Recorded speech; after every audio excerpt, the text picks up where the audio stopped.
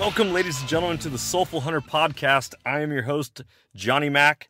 Through this podcast, I am on a mission to transform lives through primal adventure and to spread my mission of mentorship as conservation. This podcast is powered by Washington Backcountry, a resource for all hunters new and old. To find out more about Washington Backcountry, go to wabackcountry.com or search for Washington Backcountry on Instagram, Facebook, and YouTube. What's up, everyone? We got a great episode for you today. I'm looking forward to sharing all this with you.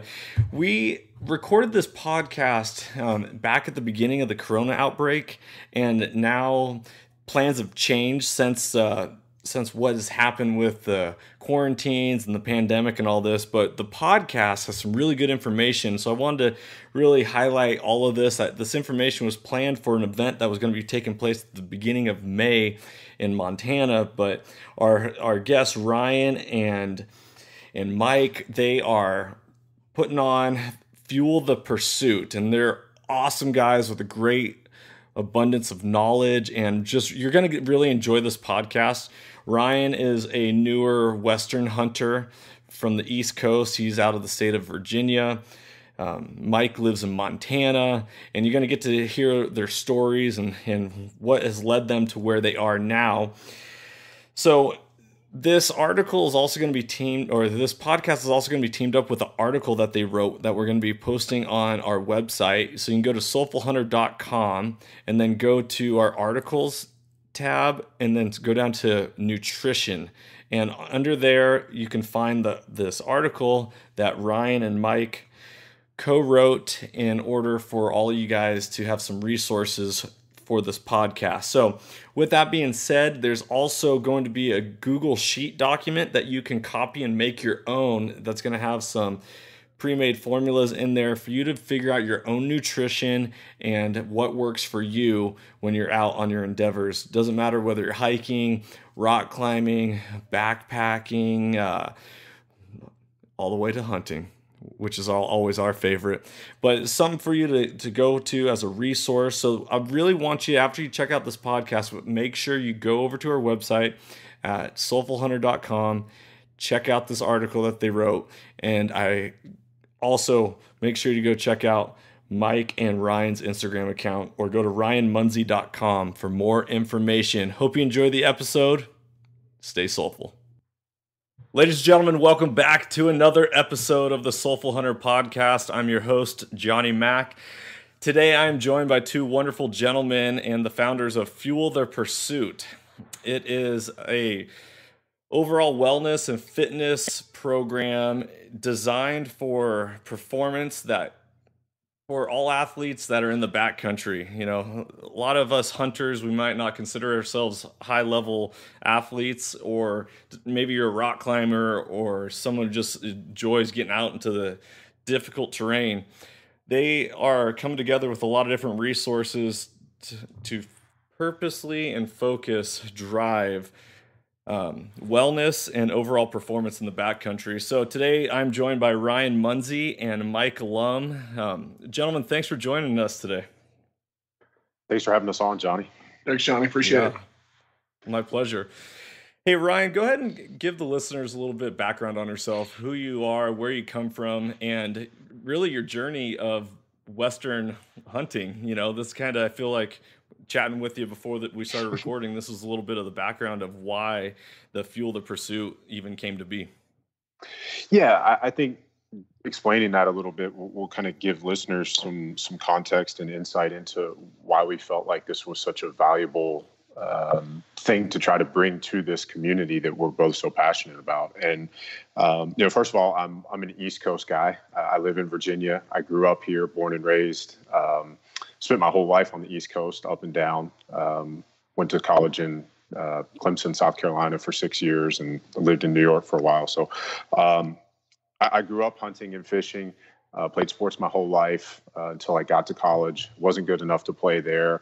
While I was in school, I majored in food science and human nutrition. My best friend from home was actually a high jumper on the track team at Clemson, so I was able to hang out with the athletes there, and that's really where I started to learn human performance and training, and what kind of started my background in performance training. And after college, I moved to New York, was a fitness and fashion model there for a few years, or for a year, and then came home and was a personal trainer for a few years, started my own gym. 2012 to 2015, I ran a performance training facility called House of Strength, where we, trained general population adults as well as high school and college athletes. Wrote for a lot of magazines and online sites that people read and referenced. And from there transitioned into more of a virtual capacity where, I hosted some podcasts. One of them was the Optimal Performance podcast for a few years, and got to interview leading researchers and neuroscientists and really high performers, from Olympic athletes to special forces military operators. And that's who I've been coaching for, the last 5 or 6 years, both in person and virtually. And, through some of that is actually how I met Mike. And on one of our very first phone call, he kind of offhand said, if you're ever interested in coming out west and doing some hunting or fishing, let me know. And little did he know that was something that had always been on my bucket list, and I just wasn't sure how to make that happen. And I took him up on that. And last year, 2019 was the first year that I got a tag out west. I got a general elk tag from Montana, and he and I hunted for 4 days out there. And so that first call would have been sometime in 2018. And I spent the better part of the last 2 years, I guess, doing a whole lot of reading and researching and learning as much as I could about that. And I'm trying to go through this story quickly so it doesn't take up the whole podcast, but that's kind of how I got into it. And so last year was my first experience doing that. And in doing a lot of my research, as you can tell from my background, I'm a scientist, I'm a nutritionist, I have a fitness and performance background. And so, obviously I gravitated towards the physical preparation side of it. As a nutritionist, I wanted to hear, how people were eating and preparing, to fuel themselves in the backcountry and, to live out of a backpack. And, as somebody who comes from a bodybuilding background where, a lot of people carried gallon jugs around in the gym, I knew that wasn't something that, you're going to do in the backcountry. So, I knew I needed to learn a lot. And I guess, the short version of it is that, I saw a big gap in what was being presented and how people were thinking about and approaching fueling. And we can get into that, as we go. But, there's a lot that Mike and I feel like we can add in terms of value in that area to people who are passionate about being in the backcountry. That's awesome. Let me ask you a couple questions before we kick it over to Mike to introduce himself. Were you always a hunter? I learned in high school. So my dad actually was not a hunter. He is now. He's what we would call an adult onset hunter. He was always a big fisherman. So I grew up fishing. And my best friends in high school, the same one that actually went to college with me, they lived on a dairy farm, and their dad was a big hunter. And I actually learned hunting and bow hunting from them in high school. And when I had my gym, somewhere around 2012 or 13, I actually bought a new bow because I wanted to get back into shooting. And about that same time, my parents moved onto a farm in Southwest Virginia. And first or second time I was over there, I started seeing a bunch of deer and just said, "Hey, Dad, do you care if I come over and, do some hunting?" And he said no. And over the years, he's gotten into it. And just this past year, he killed 2 deer on his own. Well, one with me, one on his own. And he's, it's really cool to now be able to share that with my dad and have him sending me pictures of deer that he's killing. Heck yeah, man. Reverse legacy. Yeah. I love it. All right. So with the bodybuilding background and the fitness background and sports and all that, coming out west and hunting, it's way different than the Eastern style, flatlanders, as some people call it. Did you feel like you were prepared physically to be able to hunt at your top levels when you're out west? I will tell you that I thought I was prepared. I knew that it was going to be different, and I knew that I was going to have to prepare for it, more than I ever prepared for Eastern hunting. I mean, let's face it, when you're hunting whitetails out here, there's not a lot of physical preparation that you have to do to walk to a tree stand and sit there for a few hours. Like I said, I thought I was prepared. Mike can probably attest, and he'll probably be, he could tell you the brutally honest version if he wanted to, but he was probably pretty worried about me on the second morning. But, the first night we had a really long hike out, and it was uphill. And then the second morning, pretty gnarly hike in, also uphill. And by that second morning going uphill, every part of my body was cramping, abs, quads. I'm a gym guy. And when I say a gym guy, I'm strength guy. I'm the guy that used to tell you, 8 reps is cardio. There's a big difference. There is a big difference. And I feel like whatever gap I had last year was because I neglected to build my aerobic base. And, that's something that I'm definitely not taking chances with anymore. And we had a huge portion of the event that we were planning in Montana in May, that, since we've started our conversations, about coming on this podcast, we'll probably have to postpone or change the nature of that event due to coronavirus. But and we're still going to talk about that a little bit later. Cool. So we'll fill in the listeners and all that.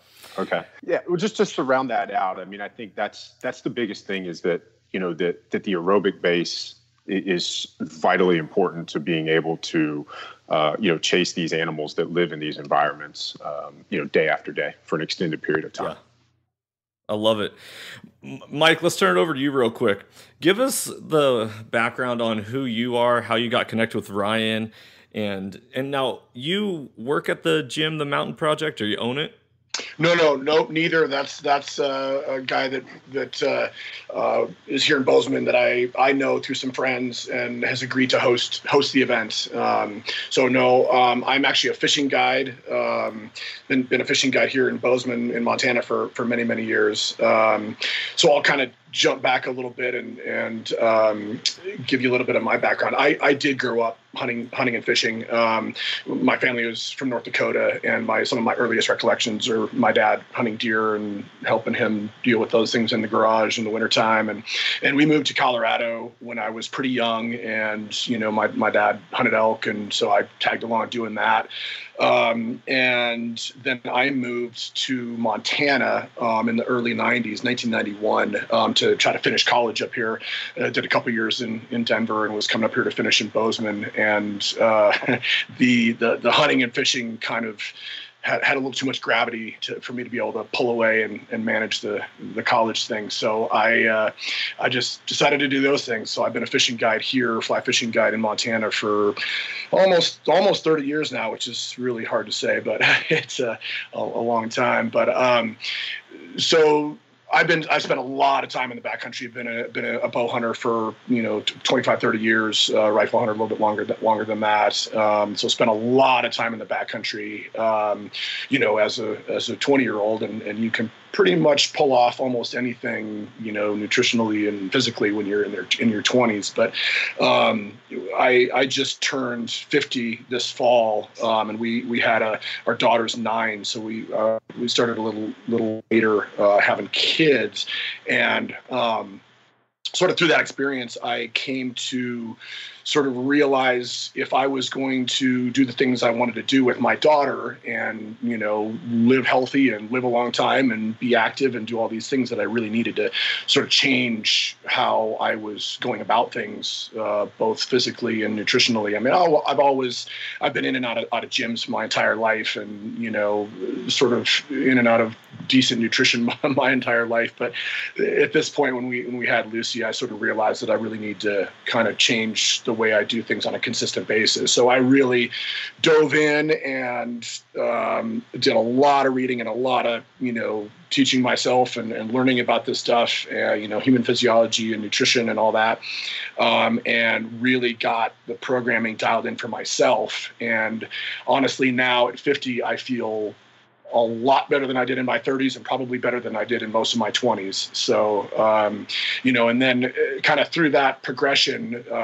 diving deeper and deeper into these subjects, I decided that I wanted to coach people. And so I went through a program and got a certification, and I've been working with people around these same things for a few years now, and not specifically backcountry athletes, but just people in general, working with a lot of parents, working with some athletes, working with, just sort of normal everyday people around, performance. And that's, whether it's mental performance, physical, just general health, that kind of thing, just to help people, live a healthier lifestyle all the way around. And so that's really where my focus has been.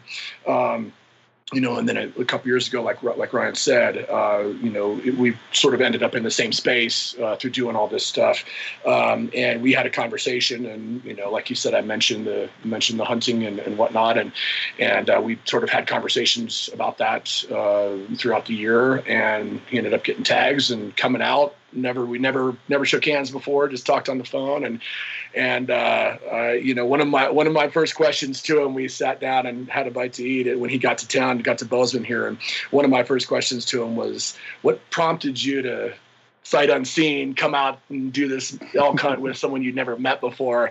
And we ended up, it was awesome. We had a great time. Unfortunately, this past fall in Montana, the weather wasn't all that cooperative, so we had a real tough time tracking down any elk. So neither one of us got one, but we connected and had some great conversations and great time in the mountains, and really, kind of distilled our shared interests around this. And, through our conversations about, performance and how we could potentially help people, and where we see sort of the stereotypical hunter coming from these days, and sort of traditionally as well, we thought we could really add some value and to people's experience, and help them become more successful and help them become healthier along the way, and really be better at their pursuits. So that's kind of... Yeah, I love it. Well, a few things I want to address in your story right there is one of the big things that the Soulful Hunter podcast stands upon is building community. And it's amazing how the power of vulnerability, you put yourself out there to say, hey, would you like to come hunting with me? You open the door for Ryan. Ryan's never met you. He comes out west. All of a sudden, you guys have a bond. You're in the backcountry doing things. And now here you are joining forces and trying to impact people's lives. And that's what it's all about. I always talk about you can't outgive good on this podcast. And the whole idea is that you're giving positive and good things out into this world. It's going to come back. And I love how your guys' knowledge and foundation is now going to be impacting a lot of lives, both in the hunting community and just anyone who would be interested. So super cool to hear this. Yeah, and I would say that there is nothing like a little shared suffering to bring people together. So if you've got family or kids or friends or anything that you want to have that kind of experience with, a backcountry elk hunting or mule deer hunting trip I don't think there's any better way to go about that, from working really hard, chasing those things up and down mountains to, hanging around the campfire afterwards. I mean, like you said, that has the potential to build some pretty deep and lasting bonds for sure. Yep, absolutely. It only takes an invitation to change someone's lives, see, so no one ever invited me to go hunting with them, but I've seen the power of being able to invite other people with, and it's absolutely, transformed their lives into how they view things and how they want to work towards things. Being a former athlete myself, I remember going all the way back into high school when my senior year, we lost in the state playoffs for football. And I remember looking at one of my teammates and being like, so are you going to work out anymore? Because I always thought that working out was attributed to some sort of sport or competition based. I didn't, it took me a couple of years of maturity to realize that I just need to be a fit person and healthy so I can live the best life possible. But here I am, in my adult years, and now I have children, and I need to make sure I'm still fit so that I get to enjoy the fun things in life with my children, and so I'm not just being stuck on the sidelines. Yeah, absolutely. So I love it. Okay, so guys, let's talk a little bit about Fuel the Pursuit. What is it? Obviously, this is being recorded during the coronavirus outbreak and all these weird times that we're facing right now. Originally, what were you guys planning? Are you still going to be doing it? And take us through. Ryan, Mike, who would like to lead? Go ahead, Ryan. Okay. Well, I guess as we record this, it's Monday, March 23rd. The idea, the original conversations and ideas took so many different forms. I mean, long term, we really want this to be something that is more of an umbrella type movement. And when we say umbrella, we mean, something that is exciting and of interest and of value to everybody who enjoys the mountains and the backcountry. As Mike said earlier, whether that's hunting or climbing or skiing, snowboarding, whatever that might be. But because both of us gravitate towards hunting, that's kind of where we wanted to start. And, we had so many different ideas in our head of what the first event could be. We had to kind of almost discipline ourselves and just say, okay, we need to do something. We need to get that first thing done and start to build some momentum and some traction and see if there's an interest and kind of go from there. And, as you mentioned earlier, we partnered with a host facility, and that was going to be the Mountain Project, a gym in Bozeman. And that owner's name is Mike Wolf. So I think maybe that's where the confusion comes in. There's two different Mikes. But we were going to do a one-day kind of workshop or seminar there, maybe about 5 or 6 hours, and really go over, maybe start with basics and kind of go into as much of the advanced stuff as we could get into in a 5 or 6 hour day. But we wanted to cover, obviously, the physical performance side of things. We were going to have a sample workout. We were going to talk about nutrition, obviously, and provide some insight into optimal fueling strategies. Give people several different options for the backcountry, and then we wanted to talk about some sort of maybe what you would call miscellaneous recovery practices and strategies to optimize decision making and mindset or mental toughness and different things that would help us stay focused and be at our best, whether the hunt is 4 days or 10 days.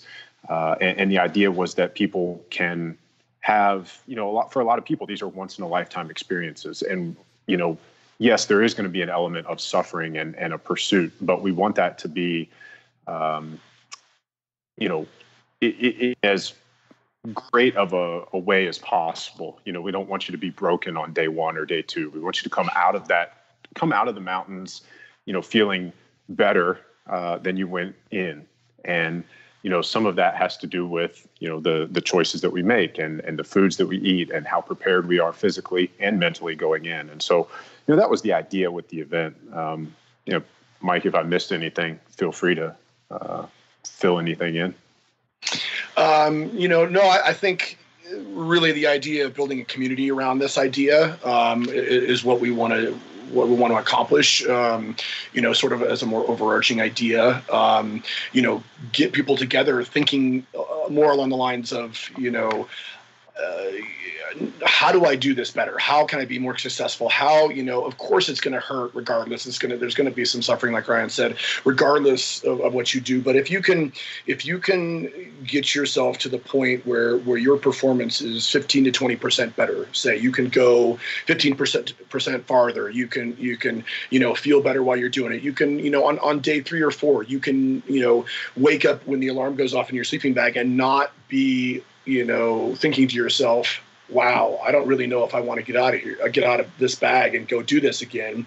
Motivation is one of those things that I think we all struggle with at times. It can be a finite resource, and boy, on day 3, 4, 5, whatever it is for you, and that motivation to get out of your bag, out of your tent, and go, hike up a mountain again.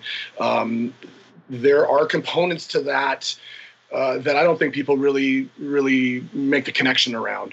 There is definitely a nutritional component to that. There's a mental toughness component, obviously, to that. There's a conditioning component to that. And all of those things sort of interplay with each other. And that's sort of the messaging that we want to put across. And again, really start building a community of like-minded people that really want to perform better in all those respects.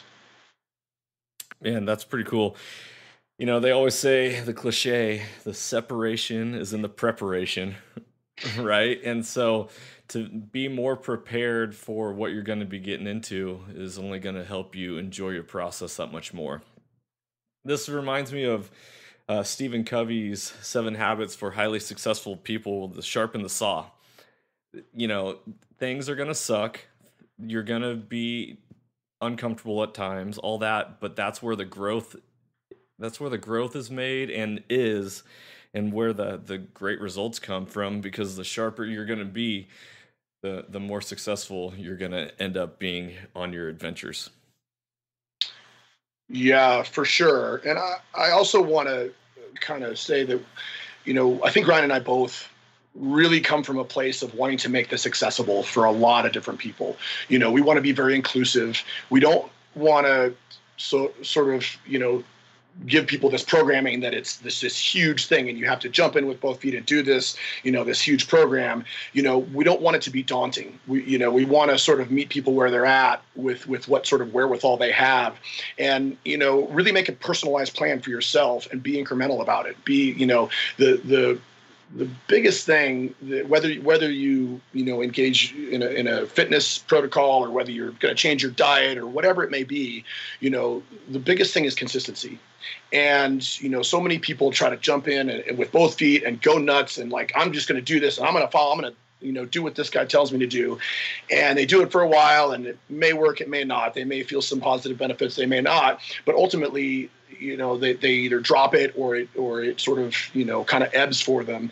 And really, I think for us, this kind of stuff, the most effective it's going to be is if you can incorporate it into what you just what you do every day, right? It's a part of your lifestyle. It's habits. It's just things you don't. The more you can do it incrementally and make a plan to where you can habitualize these things, the easier it's going to be to do them on a consistent basis for a long time, right? Health isn't about what we do for a week or 6 months or even a year. It's about what we do, for the rest of our lives starting now, right?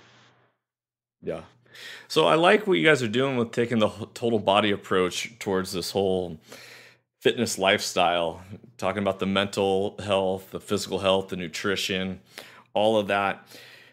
Originally, you guys were scheduled for May 2nd out in Bozeman to do this community building event.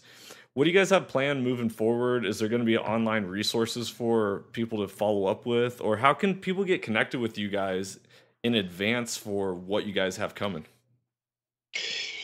It's still a very fluid situation. We haven't officially canceled the event in person. We're pretty confident that that's going to happen. That the cancellation is going to happen. If it does, we still need to decide how or what that's going to look like, or how it would even be delivered. If we decide to do a virtual thing where Mike, the other Mike, and myself do, maybe we're all in person and we do a live stream, or maybe we record some things locally and then combine that into some video content that is available online. We still don't know what that's going to look like. So I think if people wanted to get in touch with us or follow us so that they can get updates on that, maybe Instagram would be the best way. For me, it's at Ryan Munsey _ Mike is at Huntfish Harvest Cook on Instagram. Yeah. And you can find us both. And also, I've got my coaching account too, is YOU3 coaching. You can find it on Instagram. Yeah. And then I've got my website as well, ryanmunsey.com. I think we'll do our best to definitely make some announcements and push some updates as soon as we have, a game plan there. So Ryan, take us through some of the stuff that the people are going to get out of your Fuel the Pursuit. What are some of the takeaways that people are going to be able to have once they go and check out all your information? Yeah. So, like we said earlier, we kind of broke this down into several blocks for the event itself. And one block was going to be the physical component. There's obviously going to be a nutritional component. We were going to have the breath work, the mindset. So if we focus just on the nutrition component for the sake of our conversation today, because, as Mike said, we want to make this accessible and approachable. And we also want to make it something that is an actionable takeaway. And, right now with everything that's going on, whether you're quarantined or not quarantined and however long this does or doesn't last, you're going to be eating every single day.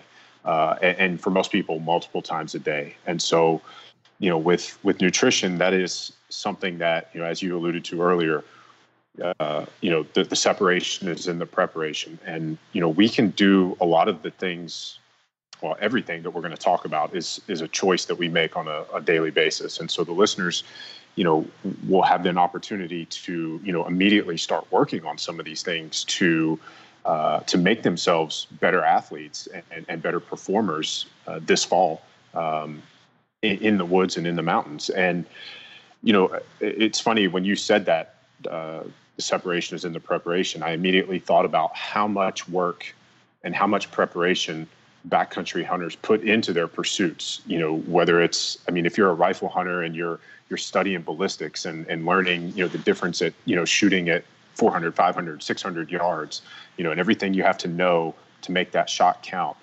If you're a bow hunter, how much time you spend shooting and making sure that, again, you make that shot count. All the time that we spend e-scouting and planning and looking for access and, finding that perfect spot that we want to check out and, studying habits and all these things that we do. And then, it's almost like food is an afterthought where we say, okay, how do I get the most calories for the least amount of weight? And, when you listen to a lot of the examples, you hear you hear a lot of the same foods over and over. And it's almost like, to me, that's a clear signal that there's, I don't want to say, there's just a lack of information there, because what really happens is you just get a lot of regurgitation of the same stuff. And, I think one of the pushbacks that I've seen when people try to introduce what we might call an advanced strategy for nutrition, there's pushback from people with experience in the backcountry who might say, it's not about, the time in the backcountry is not the time to be worried about your diet or weight loss or anything like that. And I would totally agree with that. That's not the approach, that's not where Mike and I are coming from. But what we do understand is that every single thing you put into your body has a physiological effect on your mental and your physical performance. It is impacting you at the cellular level. It's sending your body information, and at a cellular, micro, and at a macro performance level, these things are impacting the way that you feel and the way that you perform. And I'll give you an example of this. There's a lot of foods that I see on sample backcountry meal plans that are inflammatory foods. And, like we said earlier, yes, there's going to be an element of suffering when we go into the backcountry, but we don't want to compound that by adding inflammatory foods to our diet. Okay, so let me jump in here real quick. Yep. Before you give us some of these inflammatory foods, I'm going to give some examples and have you take me through this. All right. So I've done multiple sections of the Pacific Crest Trail here in the state of Washington and along the West Coast. I've done long backpacking hikes. I've also been training for ultra marathon, where a lot of the times people consider it energy in equals energy out.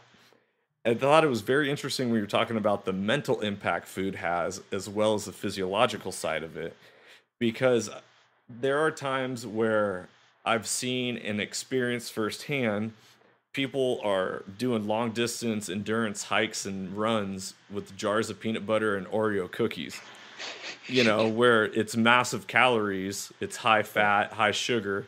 Yep. And they're getting the calorie count that they need, but they're losing weight, different things like that. Give us your take. Take me through some of that. Well, I'll let Mike take this one. I just want to say the first thing, I have a note pulled up on my computer that I kind of made some general notes about that I wanted to have in front of me as we were talking. And the very first line says, "It's about more than calories in versus out." So it's funny that you mentioned that. And so, Mike, you want to take this? Yeah, sure. So I guess the easiest way to maybe put this point across is just giving an example. So everyone's familiar with cravings, whether it's hunger cravings or whether you're craving a specific food or whatever, and certainly when you're doing, whether it's a long distance run or a hike or something strenuous, right? And you try to fuel yourself with certain things. Most people certainly use carbohydrates. I think that's a very standard kind of thing that people have used for a long, long time. And so you get to this point where it's okay. So you eat, you've got some carbs on board, and you start going, and you've got great energy. And maybe an hour, maybe two later, depending on how you work things, you start to get hungry, or you start to feel cravings, or you start to feel just not quite the same. So you gotta eat some more carbs. You gotta eat some more of what you're feeling with, and so you continue on this cycle with. And I'm trying to stay fairly high level here. I don't want to get too much in the weeds here, but just as an example, right? You fuel yourself with these goo packets, or with Oreo cookies, or with bagels, or whatever it might be, and that's going to be okay. You're going to get some calories out of that, of course, and you're going to have some fuel from that, but that's very fast burning fuel, right? Carbohydrates in general, and of course, sugar is going to burn faster than a bagel. There's different ways to think about that, but essentially, from a mental perspective, when you start running into cravings and hunger. And that, of course, we talk about the bonk as well. For you're running out of energy a lot quicker than when you're feeling that way. So there's different ways to go about it as far as this concept that we really like to talk to people about of metabolic flexibility, and that's really thinking about the kind of fuels you're using, thinking about the caloric content, but also thinking about how they affect you on a cellular level, not just from an energy perspective, but from a hormonal perspective. There's actually, without getting too deep into it, there's hunger's controlled, cravings are controlled by a lot more than just an empty stomach, right? There's a lot of hormonal triggers in there that will either signal satiety, being full, or signal, hey, I need some energy. I need, my brain doesn't have what it needs to be working here. So there's a lot of different ways to go about it, where, you can fuel yourself in such a way that it's going to not only last longer, but it's going to burn a lot cleaner, a lot smoother. You're going to have energy for a lot longer period of time. That's awesome. Yeah, it's really interesting, the little pick-me-ups that are needed when you're on long endeavors.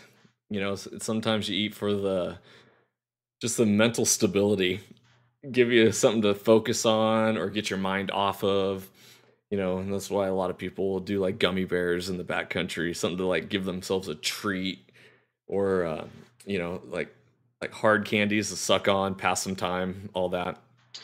Can you give us some examples of some of the things you guys recommend for when you're out in the backcountry doing these things? I think one of the things to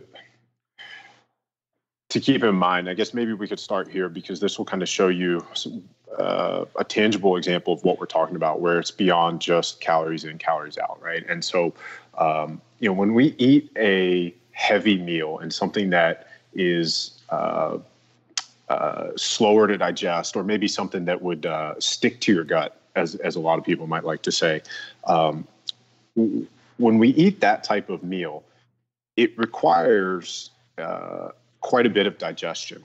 And, that's not necessarily a bad thing. As Mike said, we want things that are slower to digest and absorbed into the bloodstream over time, as opposed to that quick rush of sugar that, as we know, is going to lead to blood sugar spike, which really is going to lead to an insulin response, which is then going to drive down blood sugar. And that's where we get that blood sugar crash and we're hungry, again, a very short time later. But with something that is heavy and requires a lot of resources and blood to be digested, blood flow is going to be diverted towards the digestive system. The parasympathetic nervous system has to kick in.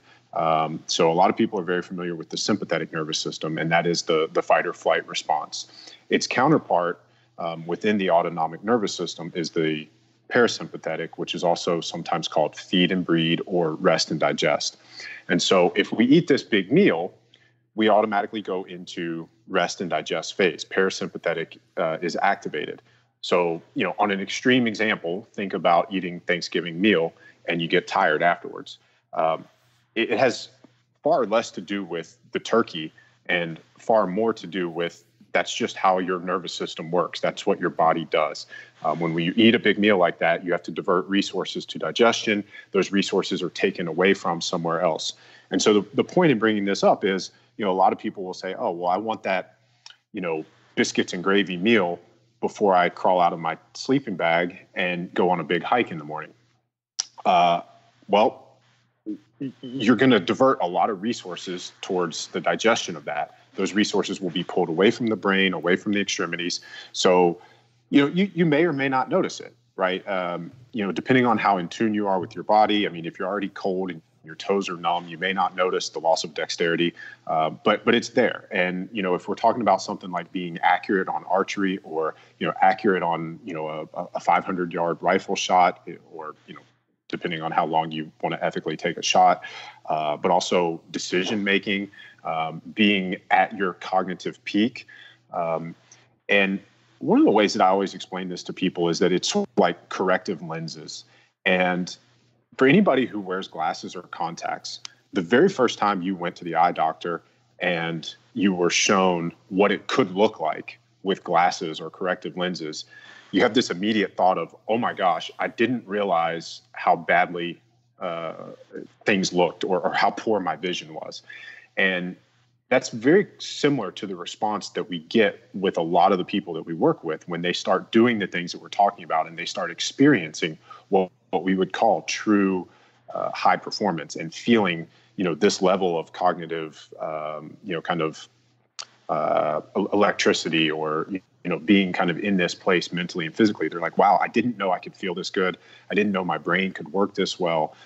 And just imagine being able to, say that and feel that, when you're in these instances where you have to make so many decisions and so quickly, like when you're in the backcountry, you definitely want your abilities to kind of be at their best, both physically and mentally. So I know that didn't really give you any specific foods that we want to focus on. So, a few things that we want to focus on avoiding. We definitely want to avoid high sugar. So when you talk about Oreos, when you talk about gummy bears, we know that, sugar has a very negative impact, not just short term, but long term. It causes things like advanced glycation in products. It causes cellular aging. It shortens telomeres. I know these are very scientific terms, and in the workshop we'll get into all of this. But I want to be able to give people a little bit of an insight into some of the things that we're going to talk about. Like we said, it's not just about calories in versus calories out. There's tons of research that shows, sugar can negatively impact decision making. It's inflammatory. Like we said earlier, there are a lot of foods that can exacerbate joint pain because of inflammation. Again, sugar, refined vegetable oils, chemicals, basically every ingredient that's in those Oreos that you brought up. When we look at the medical landscape, 7 of the top 10 causes of death are diseases of chronic inflammation, right? And chronic inflammation is the key word there. So if we're eating foods that are inflammatory, we're feeding that. And so, to the pushback that the Backcountry isn't about, a diet or, weight loss, we're in agreement with that. We're just saying it's not necessarily an excuse. Just because you need to cram in calories, it's not an excuse to do things that are going to negatively impact your health long-term or your performance short-term. So we want to avoid those chemicals. We want to avoid vegetable oils. We want to avoid grains, most likely. I know that's difficult, but added sugars, dairy if possible, or depending on the individual. Mike, anything you want to add? No, I think what you just said there, depending on the individual, that's a lot of what it's about. I mean, certainly, we can provide a list of foods that are inflammatory for the majority of people. Grains and wheat and whatnot can be pretty inflammatory for some people. So yeah, I mean, I think it's really good just to have, a general idea of we all sort of kind of know, okay, let's avoid processed food. That's a pretty big umbrella, but it's really, I think it's helpful. I think, I grew up, and I'm sure some of us, a lot of maybe your listeners grew up eating Dinty Moore stew and some of those other canned things and maybe heating them up over the fire. And, you start looking at, some of the ingredients on the labels in those things and, the chemicals that you may or may not recognize and, whether it's stabilizers, whether it's, whatever kind of additive it is.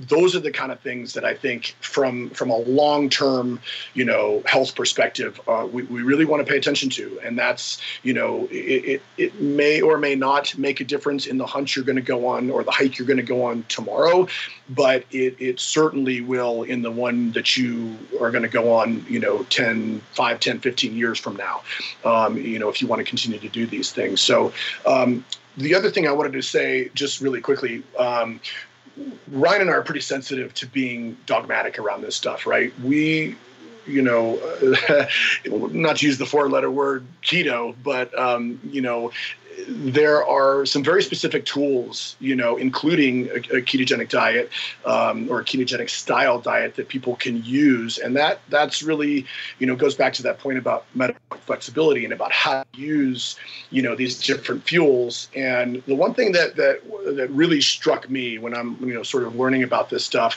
that may be like eye-opening for people. So when you fuel yourself with carbohydrates, whether it be, sugars, whether it be a bagel, whether it be whatever, a sandwich, we can store the glucose is the fuel, right? And glycogen is the storage. That's how we store this fuel in our liver and in our blood, right? And that's what we use for fuel. So when for the average person, you can store about 2,400 calories. And Ryan, correct me if I'm wrong on this, but it's about 2,400 calories in energy from glucose and glycogen in our blood and livers at one time.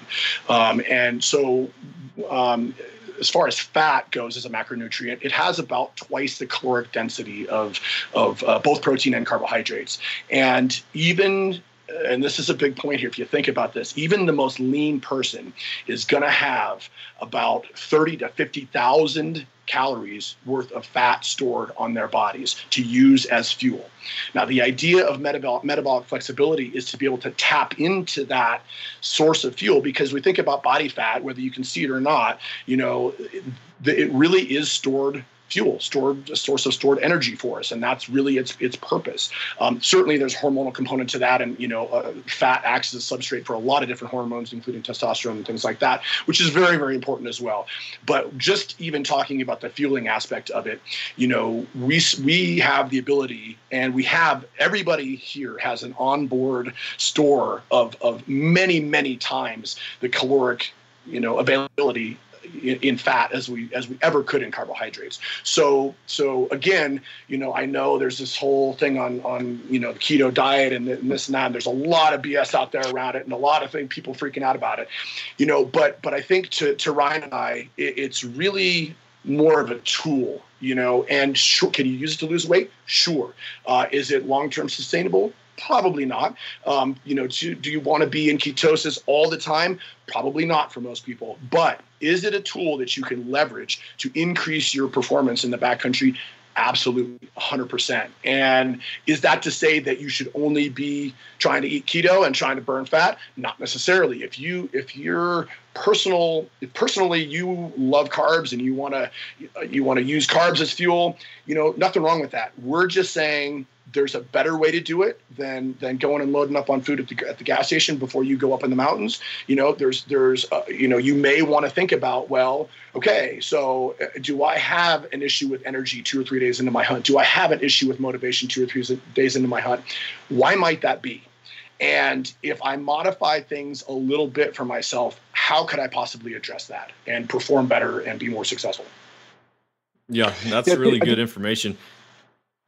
Just Ryan, did you want to say something? Yeah, one thing I would like to add, or maybe just kind of build on, as Mike said, we're definitely careful to not come across as dogmatic, and neither of us are that way in our personal approach to the way we eat individually, and also in the way that we coach people. And I think, we're very sensitive to the response that a lot of people have, even when you just utter the word keto.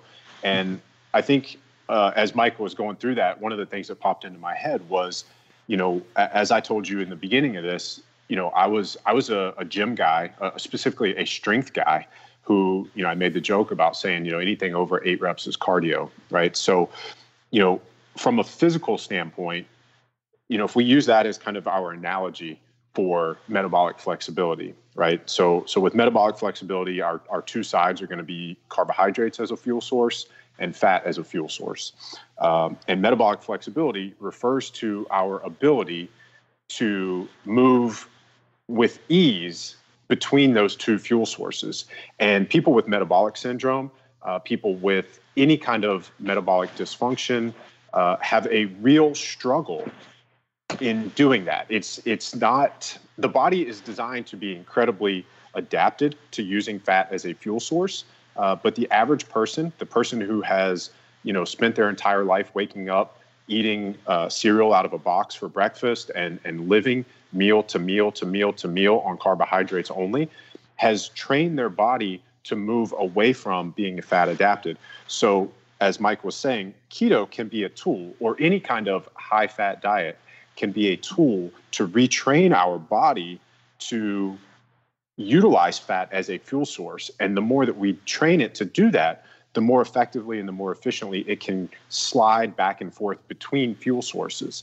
And this becomes vitally important when we're in the backcountry, when we're in a 100-mile race, or when we're in any other instance where, we may not necessarily be able to put food into our body at all times, whether it's because of weight or availability, anything like that. And as Mike said, we all, no matter how lean you are, and so just to quickly kind of take you through the math on that, let's say I'm a 200-pound guy at 10% body fat, which is pretty lean. That means that I have 10% of 200 pounds is 20 pounds. So I would have 20 pounds of fat on my frame. 20 pounds, so there's 454 grams in a pound by weight. So 454 times 20, whatever that is a lot.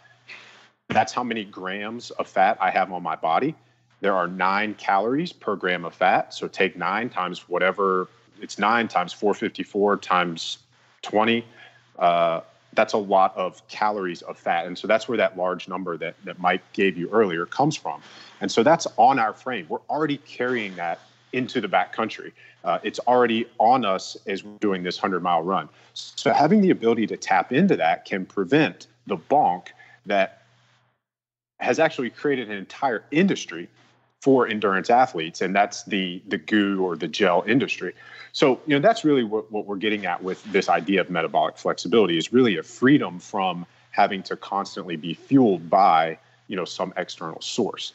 And back to this training analogy, the idea, or I think the thing that we would want to guard against is this idea that they're mutually exclusive, right? So most of the conversations are, Well, is it carbs or is it fat? And it has to be one or the other. And it's really not binary like that. And so if we go to the physical side, for an example, like, that would be like saying, well, should we do cardio or should we do strength training to prepare for the backcountry? Well, you need both, right? You can't just be an aerobic athlete and you can't just be a strength athlete. You've got to be strong enough to get your body and a heavy pack up the mountain. You've got to be strong enough to get, whatever animal you're lucky enough to harvest out. But you also have to have that engine, the aerobic base, to go. And while we're at it, let's talk about what an aerobic base is. Aerobic effort is actually utilizing fatty acid oxidation as the main fuel source. So if you're only eating carbohydrates and you're operating in an aerobic capacity, you're not even fueling with the fuel source that you're burning. But if you have the ability to tap into your existing fat deposits, which is all fat is stored energy for later. We're biologically designed to do that because up until 50 or 100 years ago, as humans, we didn't have that availability of food that we have now, right? We were all backcountry athletes 100 years ago, right? Before we had Walmarts and refrigerators. So we are perfectly designed to be able to do this. We just have to get back to, this body operating the way that it is beautifully designed to do. I know that was a lot of stuff, so hopefully that makes sense. It does make sense. I want to back up a little bit here, and I'm going to talk about some of the things that you guys mentioned. I think when you said people don't realize what they're missing out on until they try something and they see the results, like going to the eye doctor and then being like, oh man, I never knew my vision was so crappy. This is awesome. To the average Joe American out there that lives their life day to day, meal to meal, it's hard to get them to understand how awesome and purposeful we are meant to live and to really achieve our best at all moments. You take this and you apply the nutrition aspect to it, and it's hard for people to be like, yeah, that's not me. I'm not that guy. I don't need to be eating like that. Where do you guys shift your mindset, or how can you hook people or challenge people to really inwardly reflect upon how they treat their bodies as a tool, as a weapon, as a means to carry themselves, as a vehicle, whatever it is? How are you guys addressing that to reach more masses? I think that's always the tough question, especially when you're having this conversation at scale. I've been lucky enough to work with people in a gym setting or in a one-on-one setting, in a virtual coaching scope. And in those instances, I'm really able to have the conversation with, that individual about what's important to them and, why they even came to me and expressed an interest in this in the first place. And, as cheesy or cliche as it sounds, it's about kind of digging into their why and what that ultimate motivator is. And, Mike alluded to his earlier, his daughter, Lucy, is 9 years old, and he wants to be able to, hunt with her in the backcountry, not just this year, but in 20 years. And, I guarantee you, if I was working with Mike in a coaching or coach to client capacity, if he ever ran into, an obstacle or a hurdle or a roadblock as a coach, I know that's his true why or true motivation. And as a coach, that allows me to have a hook. Like, I can get my hooks into him. And if I go to that place, there's nothing that he won't do to provide for her, be there for her, show up for her. And like I said, it's difficult to arrive at that point for, a hypothetical person, especially when you have the conversation at scale like we do on a podcast. But I think the exercise that I would tell the listener to do is, to really to dig deep into your values and ask yourself, who are you? What do you stand for? What do you stand against? What are the things that are important to you? When you start to look into and define your values, and then ask yourself and audit your actions. Are your actions aligned with your values? And as you said, if somebody's value is, to be an example for their kids, or to, make themselves the ultimate predator or the ultimate weapon physically, then these are choices that, if they're unaware of them until now, they're now aware of them. And, as we always say, awareness creates choice. And so now you have a choice. Are you going to make the choice that is aligned with those values and goals? Or are you going to continue down the path that you've been down? Right. I love that. Well, guys, this is the Soulful Hunter podcast. And so one of the questions I like to ask my guests is, what has hunting done for you in your life? So we talked about, the nutrition aspect, the mindset, and the backcountry and all this stuff. But what has hunting done for you guys in your life that's made you want to become a better person and live life with more purpose and passion? Mike, we'll toss it to you first. Yeah, that's a great question. I've been hunting for a long time. I've really considered similar questions. For me, and it really is just for me. It's a personal thing, right? The connection to providing for myself and providing for my family is very, very important. Knowing what I'm putting in my body and what I'm feeding to my family is very important. I think tradition is, for me, a huge part of it. Growing up in a hunting family, that was one of the connections with my dad that will always be with me. No matter how our relationship progresses from this point on, we will always have that in common. And that's incredibly valuable. I think, as a society as a whole, we have dropped a lot of those traditions, whether it's rites of passage, whether it's, just things we participate in as a community, as a society. I think we've dropped a lot of those things, and I think that's to our detriment. I think that's also part of what drives me to be desirous of what Ryan and I are trying to put together too, really a community around some shared values around this. And that's, I guess that's sort of where I've come to around it for myself. I love it. That's beautiful. I would totally agree with you on that as well, is that the rites of passage and the legacy in which we're leaving is something that is more often lost, or yet not spoken with is enough emphasis, realizing how important it is. Ryan, what are some of the things that hunting has done for you that helps you become a better person? I would say a lot of the same things that Mike said.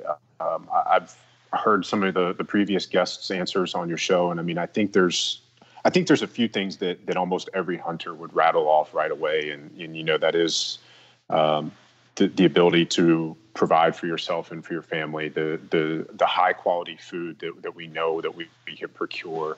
I think maybe an unintended consequence of that, or an unintended benefit of that is, we've made mention of the current landscape that our world is in right now, and I think as a lot of people have these fears going forward of what might happen. I think the thing that we do for recreation, the thing we do for fun,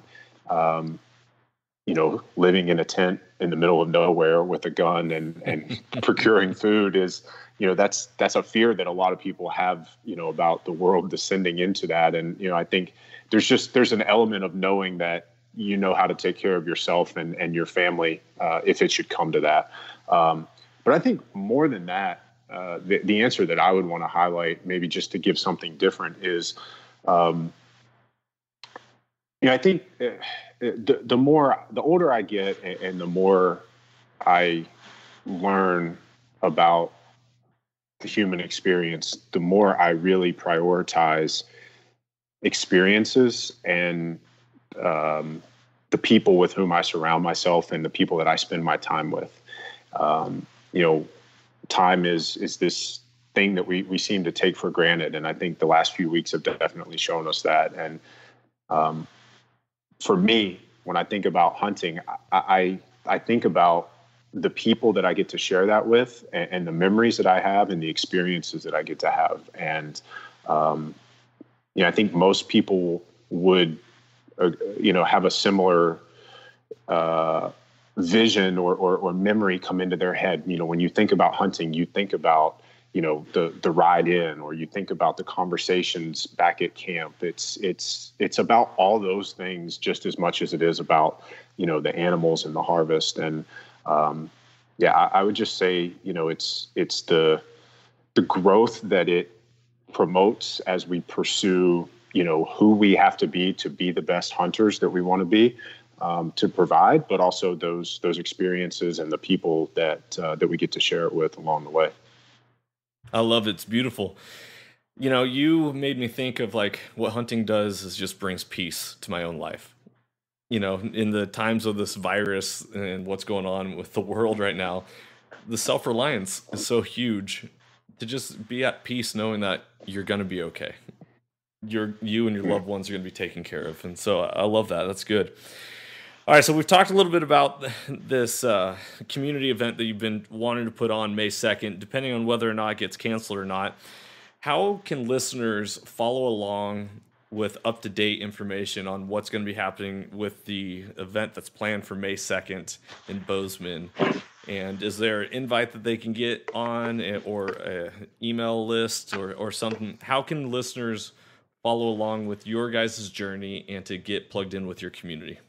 We don't have a separate or special email list just for that. That's actually a good point. That might be something that Mike and I want to look into doing. So thanks for pointing that out. But I think I know we do have an EVENTBRITE page for the event, so we can actually share that link with you, and we can put it in the show notes, so it's easy to find. Yep. Probably by the time this airs, we'll know whether or not it's going to happen in person or, be a virtual event. As far as following us, we mentioned Instagram earlier. I think if folks wanted to, get an update, that'd probably be the first or best place to follow us to make sure you get that update. We can say those again. Ryan Munsey _ and Mike's is Hunt, Fish, Harvest, Cook. No spaces, no underscores. Are there any final words that you guys like to share with all the listeners before we bring this to a close? I guess I would just say I find one of the most powerful things that I try to practice for myself on a daily basis is just a little honest introspection. Where am I at? Where would I like to be? What are the things that I struggle with, I suppose, on a daily basis or on a long-term basis that I would like to change?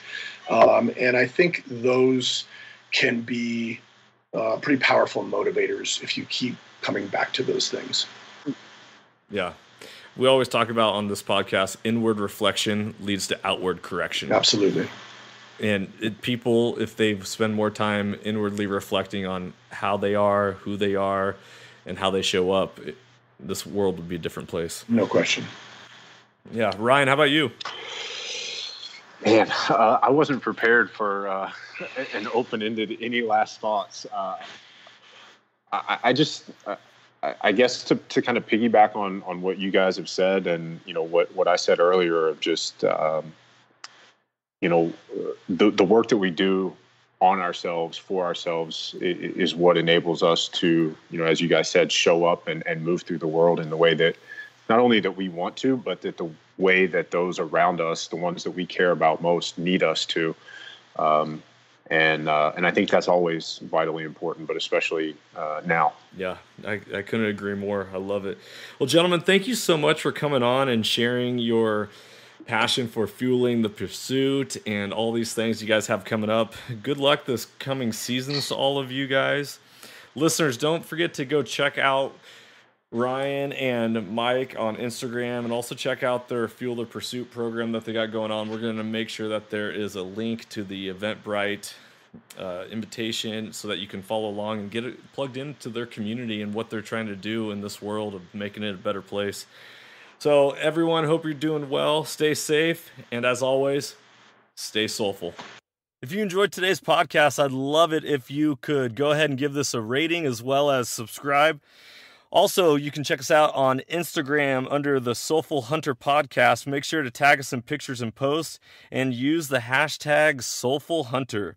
To find out more about the Soulful Hunter Podcast, go to soulfulhunter.com and be sure to follow the podcast as we are going to be bringing you a lot of great information, insight, and changing lives through primal adventure. I look forward to connecting with you on the next episode. Stay tuned and stay soulful.